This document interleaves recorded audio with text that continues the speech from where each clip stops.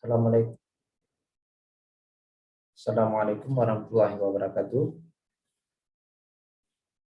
Waalaikumsalam warahmatullahi wabarakatuh. Teman-teman, kita bersyukur kepada Allah. Hari ini kita bisa berkumpul secara daring ya, di ruang kelas pengantar ekonomi makro. Salawat kita pada junjungan Nabi besar Muhammad SAW yang telah membawa kita ke alam yang berilmu pengetahuan. Sesi kali ini saya ingin menjelaskan tentang kegiatan ekonomi dalam sektor moneter. Kita kenal dalam kegiatan ekonomi ini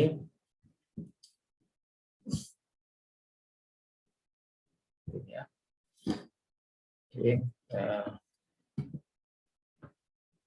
Ada namanya permintaan dan penawaran uang.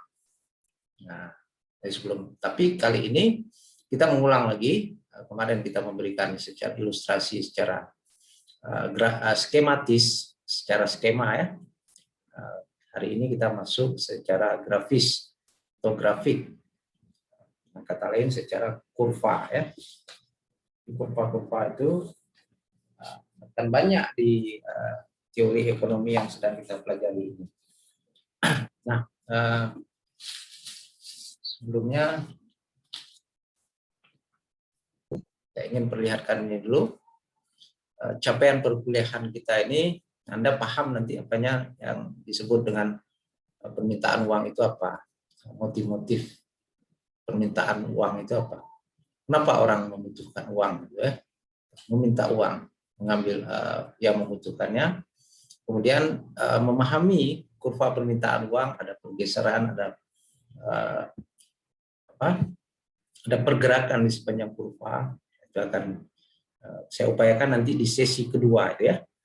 Kemudian demikian juga penawaran uang itu apa? Siapa yang menawarkan, yang mensuplai uang? Penawaran itu disebut juga supply ya. Juga Anda paham nanti pergerakan di sepanjang kurva itu, bentuk kurvanya bagaimana, kemudian apa yang menyebabkan kurva penawaran uang ini bergeser, faktor-faktor apa ya.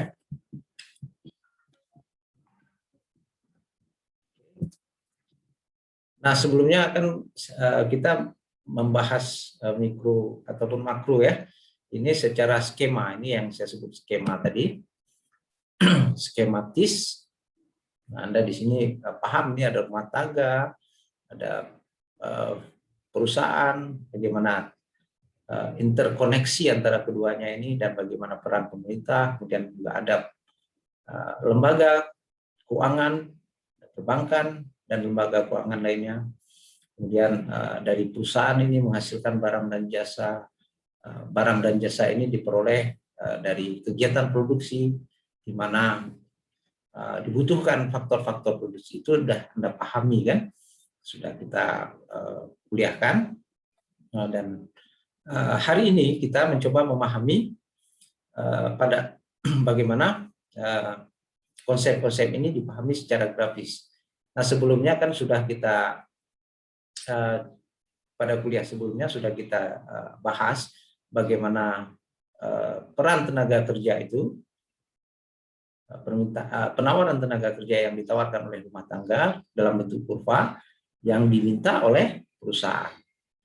Itu sudah kita pahami dan sudah kerjakan tugasnya bagaimana hubungan antara jumlah tenaga kerja dengan apa yang kita sebut dengan upah itu. Nah, hari ini kita fokus di sini ya, fokus di bank dan lembaga keuangan lainnya. Nah, faktor apa yang ada pada bank ini? Yang paling utama itu kan adalah uang ya. Ada sejumlah uang di situ yang harus dikendalikan. Nah, ada sejumlah teori yang harus kita pahami dalam perkembangan sejarah pemikiran ekonomi, terutama teori moneter. Teori moneter ini ahlinya itu atau kelompok dari yang bermazhab memahami perekonomian dari sisi moneter itu disebut monetaris. Nah, pertama ada teori berdasarkan barang. Yang kedua, teori berdasarkan teori internal. Ini kita lihat nanti pembahasannya. Kemudian ada teori nominalisme.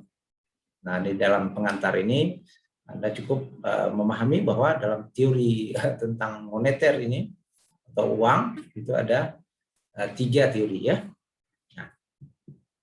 Nah, pertama kita lihat teori dari barang ya. Nah, ini cukup klasik, ini dipelopori oleh Adam Smith bahwa uang yang diterima masyarakat itu dibuat dari bahan yang tinggi. Nah, dalam hal ini bahan yang bernilai tinggi itu emas dulu ya. Jadi alat tukarnya itu pada saat itu berupa emas. Kemudian ada perak lagi ya. Kemudian ada teori nilai batas. Ini uang yang diterima yang beredar pada masyarakat itu digunakan untuk menukarkan dengan barang dan jasa atas kepercayaan terhadap nilai uang tersebut. Jadi tidak mesti dia bahannya itu harus mahal, bisa dari tas, tetapi dia sudah disepakati, sudah diyakini bahwa itu memiliki nilainya sejumlah nominal yang ditulis di situ. Nah, yang kenal Anda uang yang beredar itu ya, uang kertas, uang logam, itu bahannya tidak mesti harus bernilai tinggi seperti yang diutarakan dalam teori logam ini. Ini berdasarkan barang ya. Jadi ya barang yang dimaksud ini bahan pembuatan uang itu.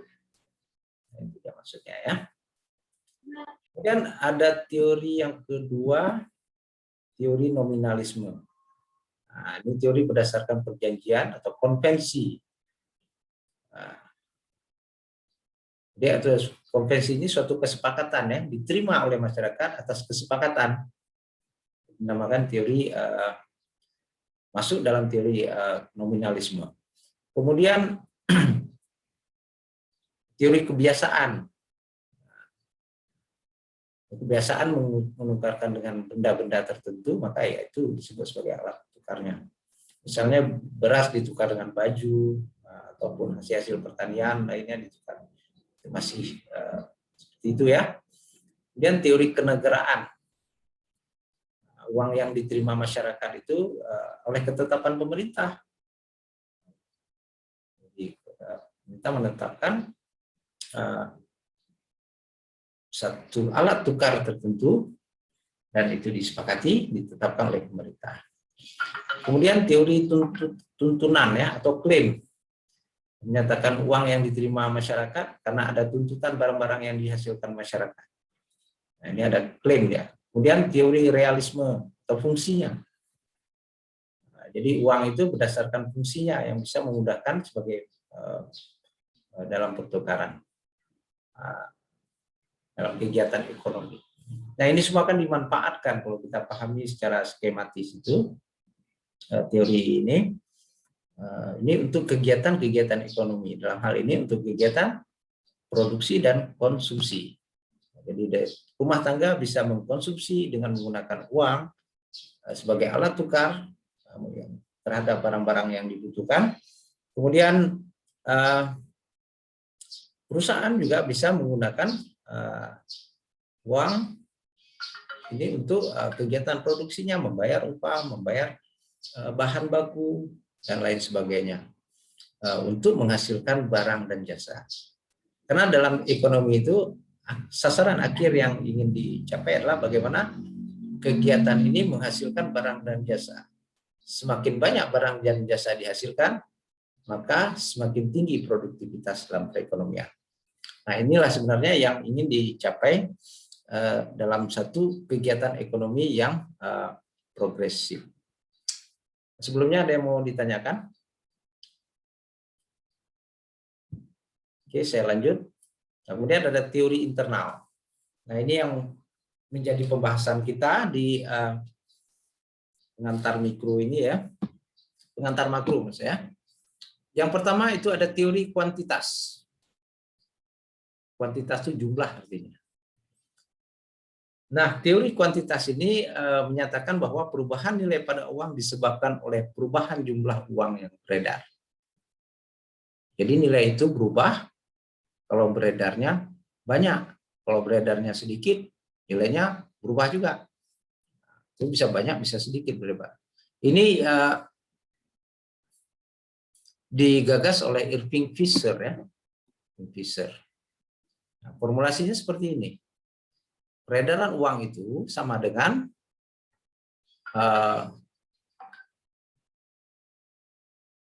perputaran uang, velocity of money, dikalikan dengan harga. Jadi beredarnya uang itu terkait dengan harga. Itu. Jadi kata Irving Fisher ya. Jadi sangat terkait nilainya itu, uang itu kalau banyak beredar, maka nilainya akan terkoneksi atau terhubungkan dengan harga. Dan selanjutnya,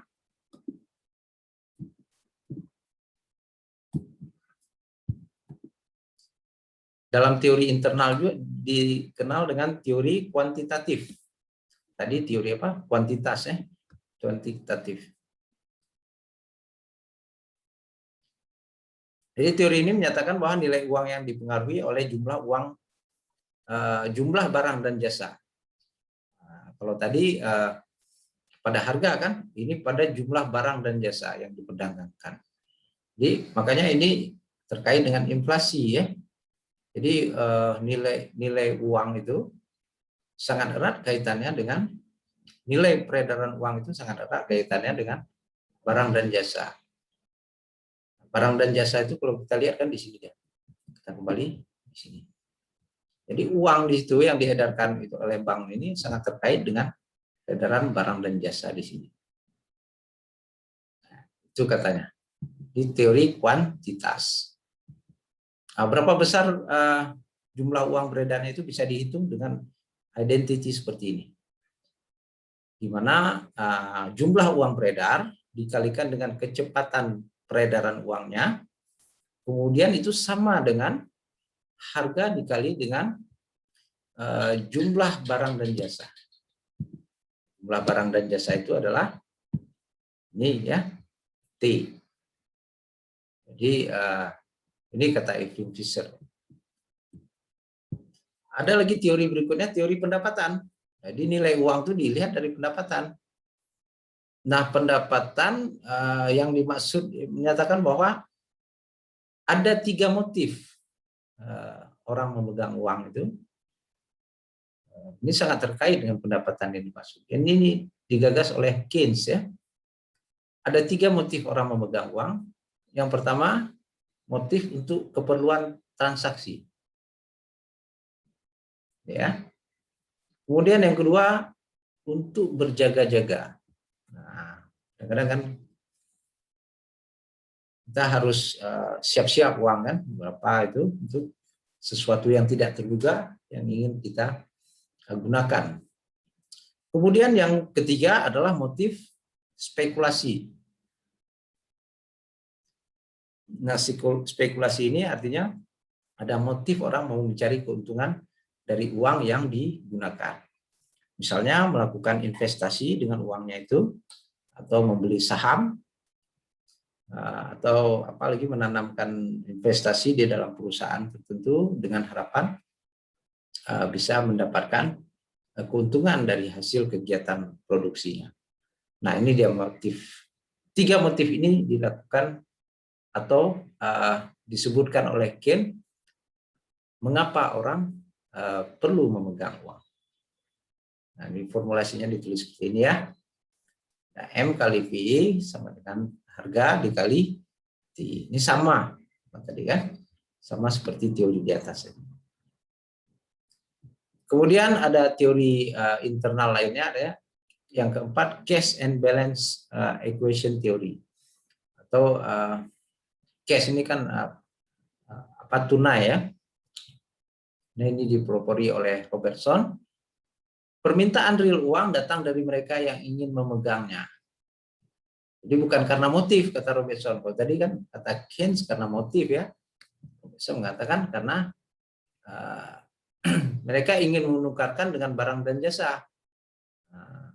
Jadi bukan karena ada motif spekulasi, ada motif berjaga-jaga, motif apa tadi satu lagi transaksi ya. Tapi mereka menukarkan dengan barang dan jasa. Nah, ini sebenarnya mirip dengan teori Keynes tadi yang ini, motif transaksi. Tapi dia sebutkan mereka hanya ingin menukarkan dengan barang dan jasa. Menukarkan ini transaksi sebenarnya. Jadi ada kemiripan ya, makanya formulasinya juga hampir mirip. Jumlah uang beredar itu sama dengan di sini yang berbeda sedikit, lama rata-rata persediaan dikali harga kali jumlah barang dan jasa yang diperdagangkan. Itu dia. Dia ada empat teori internal ya, ada 4 sub teori dari internal. Dan yang kelima dari teori internal ini, teori persediaan kas. Ini oleh Alfred Marshall. Naiknya permintaan uang membawa pengaruh menurunnya pendapatan. Jadi permintaan uang ini dipengaruhi oleh pendapatan, yaitu. Jadi juga diikuti dengan harga. Jadi ada kaitannya uang, pendapatan, dan harga. Ini kata kuncinya. Kalau Anda mau ingat itu, ingat teori Marshall ini, yaitu dia. Permintaan uang itu berkaitan dengan pendapatan. Kalau pendapatannya turun, maka harga-harga juga cenderung turun. Harga barang. Nah, ini kata Marshall ya. Jadi ditulis seperti ini, jumlah peredaran uang itu sama dengan persediaan kas dikalikan harga dikalikan pendapatan. Ini adalah pendapatan ya. Nah, ini dia motif permintaan uang tadi, ada motifnya transaksi, kemudian motif berjaga-jaga, dan motif spekulasi. Ini menurut Keynes. Kalau saya tanya di ujian ini bisa Anda jelaskan ya. Bisa dijelaskan motif orang membutuhkan atau memegang uang. Nah, ini dasar teori yang ingin kita jelaskan di dalam pemahaman permintaan uang ini secara grafik. Nah, ini Anda bisa baca sendiri nanti. Ya. Oke. Nah, yang pertama ini kurva permintaan uang. Jadi digambarkan seperti ini dia. Jadi pertama Anda gambarkan adalah gambarkan sumbu X-nya dulu, gambarkan sumbu Y. Dia berslope negatif dari kiri atas ke kanan bawah. Gambarkan seperti ini. Nah, di mana kita namai sumbu X itu adalah jumlah peredaran uang atau money demand, disingkat MD. Nah, hubungan jumlah peredaran uang ini erat kaitannya dengan suku bunga. Semakin tinggi suku bunga, maka semakin rendah, semakin turun uang yang diminta. Jadi kalau semakin tinggi suku bunga, orang tidak mau memegang uang, walaupun ada 3 motif tadi, tapi orang cenderung akan menyimpannya di bank. Oleh karena itu dia bergerak ke titik 0, maka dari MD0 pindah dia ke MD1. Nah, ini mengapa naiknya suku bunga, orang tidak akan. Sebaliknya jika suku bunga turun dari I ke I1, maka akan bergerak naik ke MD0, jumlah uang beredarnya. Akan bertambah banyak dia. Nah, ini kan titik 0. Semakin ke atas semakin besar. Ini titik 0, semakin ke kanan semakin besar. Jadi semakin kemari nanti semakin besar dia jumlah uang yang beredar. Semakin tinggi suku bunga, semakin sedikit uang. Saya kira demikian gambar kurva permintaan uang. Nah, kita mau lihat tadi dalam capaian pembelajaran kita bagaimana kurva ini bisa bergeser ya. Apa faktor penyebabnya? Nah, kurva permintaan uang ini akan bergeser ke kanan jika dipengaruhi oleh peningkatan pendapatan nasional. PDB kan kita udah belajar pendapatan nasional atau peningkatan barang dan jasa. Nah, kalau saya perlihatkan di sini dulu. Kalau barang dan jasa ini meningkat, artinya pendapatan nasional ini meningkat. Maka kurva tadi akan bergeser ke kanan ya. Akan bergeser ke kanan.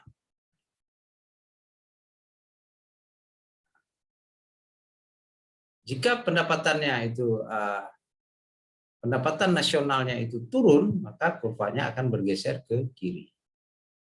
Ini dia yang menyebabkan kurva dari yang pertama gambarnya seperti ini menjadi bergeser ke MD berikutnya, permintaan uang. Jika pendapatan nasionalnya turun, maka dia akan bergeser ke kiri. Karena pendapatan nasional jumlah produksi barang dan jasanya itu turun. Artinya produktivitas nasional itu turun dalam menghasilkan barang dan jasa. Dengan kata lain, perusahaan kurang memproduksi barang dan jasa. Kenapa kurang memproduksi barang dan jasa? Investasinya turun, tenaga kerjanya tidak banyak digunakan, dan tentu tidak banyak menggunakan jasa-jasa dari perbankan. Oleh karena itu, dia bisa turun. Jadi yang menyebabkan kurva itu bergeser adalah PDB atau pendapatan nasional. Bisa naik, kalau pendapatan nasional naik, maka kurvanya bergeser ke kanan. Jika pendapatan nasional turun, dia akan bergeser ke kiri. Kemudian penawaran uang. Penawaran uang yang dimaksudnya adalah jumlah uang yang siap beredar dalam masyarakat pada wilayah tertentu untuk keperluan transaksi. Jadi motifnya motif untuk transaksi, gitu ya. Dan juga tentu ada motif berjaga-jaga dan motif lainnya, itu ya, motif spekulasi. Nah, uang itu disebut stok uang ya. Nah, uang dalam arti sempit itu ada M1, arti yang lebih luas, M2, kemudian ada M3. Ini Anda bisa baca. Ya, silakan. Ada yang mau ditanyakan? Pak nampak berdiri. Oh, nampak. Silakan, ada yang mau ditanyakan, Ita? Oke, kita lanjut ya. Nah, kurva penawaran uang itu seperti ini, tak lurus. Hah? Ingat kita? Ya, ambil kok yang bawa putih lah. Ingat. Puasa kok deh, apa sih gua? Ini ya.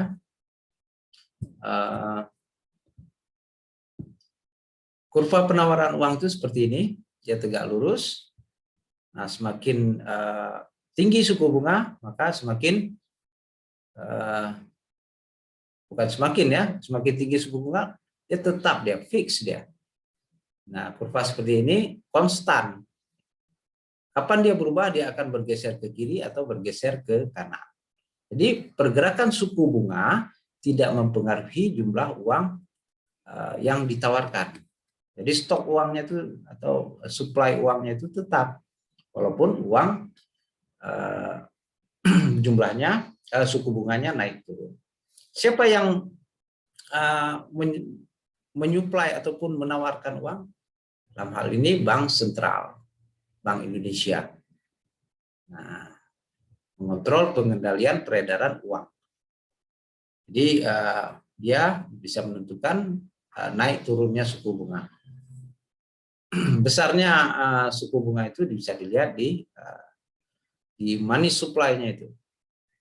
Jadi pada suku bunga 0 dia jumlahnya sama, suku bunga pada I0 dia tetap MS0, maka di sini ditulis money supply-nya itu 0 dan 1 pada suku bunga 0 dan atau I1. Jadi uang beredarnya itu tetap. Ini dikendalikan oleh Bank Sentral. Yang meminta uang siapa? Yang membutuhkan uang itu adalah masyarakat atau pelaku-pelaku ekonomi, rumah tangga, perusahaan, dan juga pemerintah ya. Nah, jadi belanja pemerintah pengeluaran pemerintah, masukan pemerintah itu ada kaitannya dengan jumlah uang yang beredar. Kemudian kita lihat bagaimana pergeseran kurva. Yang menyebabkan bergesernya kurva dari ke kurva sebelah kanan atau juga ke kiri ini adalah ada 4 faktor ya. Yang pertama pendapatan masyarakat. Yang kedua pengeluaran pemerintah. Yang ketiga tingkat kredit. Nah, tingkat kredit ini erat dengan suku bunga dan jumlah kredit yang ditawarkan. Kemudian tingkat harga barang. Nah, ini faktor-faktor yang menyebabkan kurva uang yang ditawarkan itu berubah. Katakanlah untuk meningkatkan kegiatan ekonomi masyarakat, pemerintah mengeluarkan kebijakan meningkatkan kredit untuk usaha kecil dan menengah. Maka peredaran uang itu bertambah. Oleh karena itu tingkat kredit ini juga mempengaruhi jumlah uang yang ditawarkan di dalam satu wilayah tertentu. Nah, ini dia. Ada 4 faktor ini, diingat betul ya. Ini yang bisa menyebabkan dia bergeser ke kiri atau ke kanan. Kemudian pendapatan masyarakat meningkat. Kalau pendapatan masyarakat meningkat, maka kurva penawaran uang ini akan bergeser ke kanan. Jika pengeluaran pemerintah meningkat, maka money supply-nya bergeser ke kanan. Jika tingkat kredit meningkat, seperti saya katakan tadi, maka dia bergeser ke kanan. Jika tingkat harga barang meningkat, maka dia juga bisa menggeser kurva ke kanan. Nah, oleh karena itu tingkat harga barang ini kan inflasi dia. Maka akan sedikit banyak dibutuhkan uang untuk membeli barang, itu dia. Maka menyebabkan uang beredar itu meningkat. Nah, kalau kemarin itu kita beli cabai hanya 20.000 sekilo, maka ketika hari ini sudah naik menjadi 100.000, maka kita perlu ekstra uang, maka kita tarik lagi uang di bank, maka beredarnya semakin besar kan, itu logikanya. Nah sebaliknya kalau ini semuanya turun, pendapatan masyarakat turun, pengeluaran pemerintah menurun, tingkat kredit turun, tingkat harga barang turun, atau deflasi, maka dia akan bergeser ke kiri. Maka semakin ke kiri kan semakin mendekati titik nol. Artinya money supply-nya itu cenderung turun. Ini dia ya, yang menyebabkan kurva penawaran itu bergeser. Ada pertanyaan? Sebelum saya lanjutkan. Baik, sesi berikutnya kita lihat bagaimana interaksi ya suku bunga ataupun interaksi antara penawaran dan permintaan.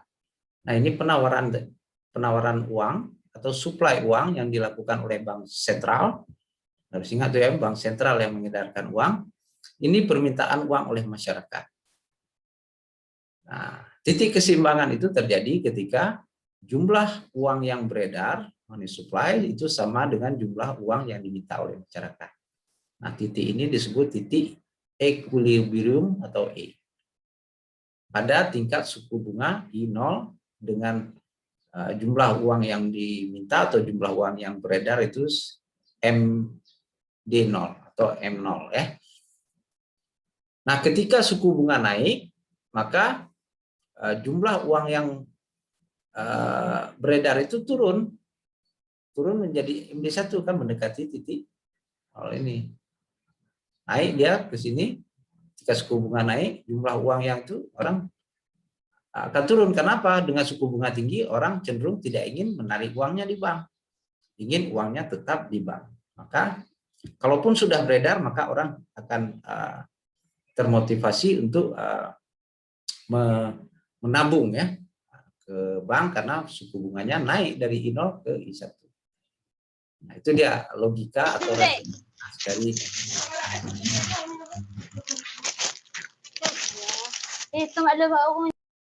dari kurva permintaan dan penawaran uang ini. Ini ya sesi pertama ini dia Ada pertanyaan sebelum kita masuk ke sesi kedua? Silakan, Sapna, Kirani, Susilawati. Ada yang ingin ditanyakan? Nah, ini dia, saya kembali, saya ingin menyimpulkan sedikit. Nah, di sini kita konsentrasi tadi. Nah, di sini ada permintaan dan penawaran uang. Nah, peredaran uang itu sangat tergantung pada pendapatan masyarakat, dalam hal itu rumah tangga, sangat tergantung pada tingkat kredit yang disediakan oleh pemerintah, kemudian juga pada pengeluaran pemerintah juga di sini, dan juga inflasi, kenaikan harga barang dan jasa. Kalau barang harganya harga barang naik, inflasi, terjadi inflasi, maka jumlah uang beredar itu banyak. Anda bisa lihat di kurvanya tadi. Sedangkan permintaan uang itu sangat demand ya, money demand tadi itu MD itu sangat dipengaruhi. Yang bisa menyebabkan dia bergeser itu adalah selain dia suku bunga tadi bergerak di sepanjang kurva, juga pendapatan atau hasil produksi barang dan jasa.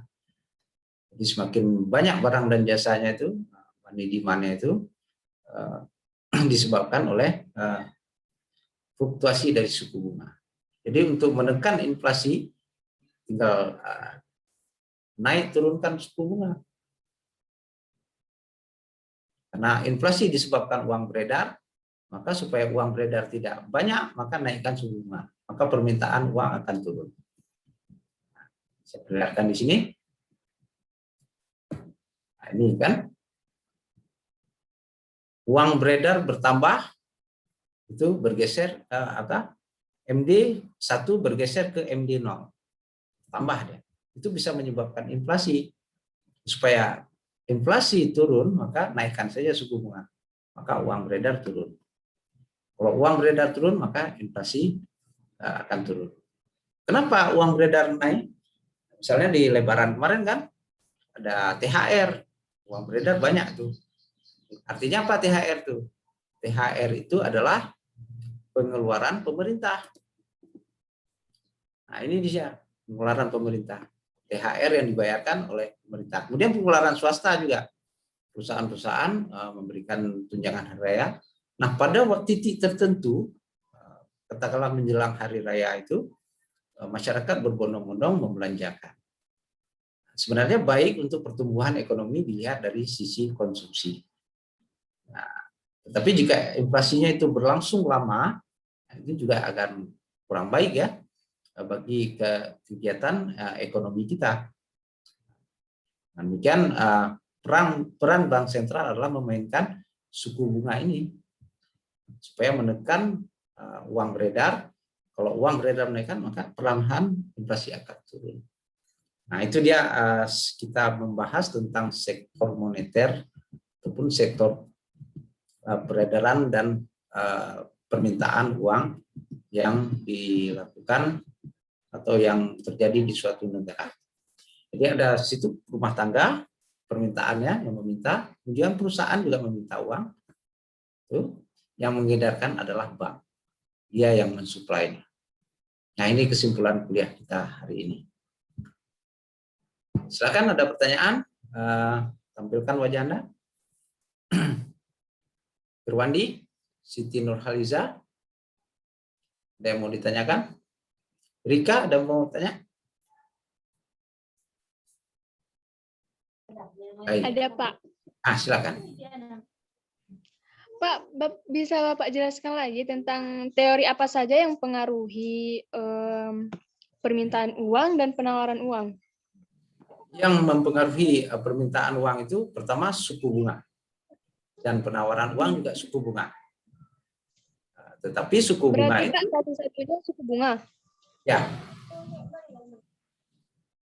Suku bunga ya, bentar ya, saya perlihatkan dulu.